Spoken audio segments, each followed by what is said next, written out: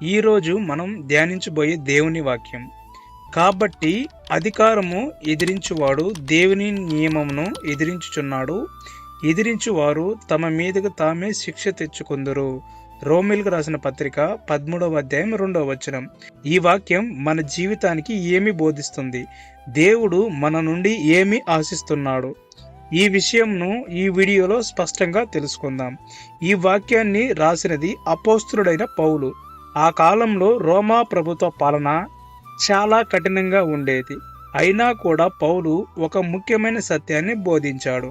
ప్రతి అధికారము దేవుని నుండి వచ్చినదే. ప్రభుత్వాలు, చట్టాలు, పాలకులు వీటిని దేవుడు క్రమశిక్షణ కోసం ఏర్పాటు చేశాడు. దేవుడు అశాంతిని కాదు, క్రమాన్ని ప్రేమించే దేవుడు. ఇక్కడ చెప్పబడిన అధికారం అంటే కేవలం ప్రభుత్వం మాత్రమే కాదు.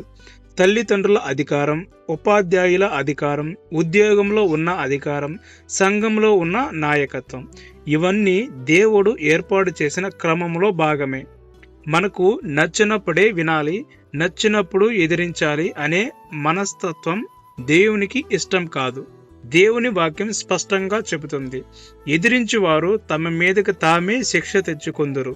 అంటే చట్టాన్ని ఉల్లంఘిస్తే శిక్ష తప్పదు, నియమాలను అతిక్రమిస్తే ఫలితాలు తప్పవు, దేవుని క్రమాన్ని తిరస్కరిస్తే ఆశీర్వాదాలు దూరం అవుతాయి.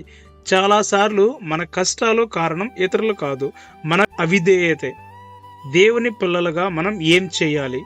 అధికారంలోకి లోబడి జీవించాలి, ప్రార్థనతో పాలకులను ఆశీర్వదించాలి, చెడును చెడుతో కాదు మంచితో జయించాలి, దేవుని చిత్తాన్ని ముందు పెట్టాలి. అధికారులు తప్పు చేసినా మన వైపు నుంచి దేవుని మార్గాన్ని విడవకూడదు. దేవుడు న్యాయాధిపతి, సరైన సమయంలో ఆయన తీర్పు తీరుస్తాడు. ప్రియమైన సహోదరి సహోదరులారా, ఈరోజు దేవుని వాక్యం మనకు గుర్తు చేస్తుంది. దేవుని నియమం ఆశీర్వాదాలకు మార్గం, అవిధేయత శిక్షల మార్గం. మన జీవితంలో దేవుడు ఏర్పాటు చేసిన క్రమాన్ని గౌరవిద్దాం, అధికారానికి లోబడి దేవునికి ఇష్టమైన జీవితాన్ని జీవిద్దాం.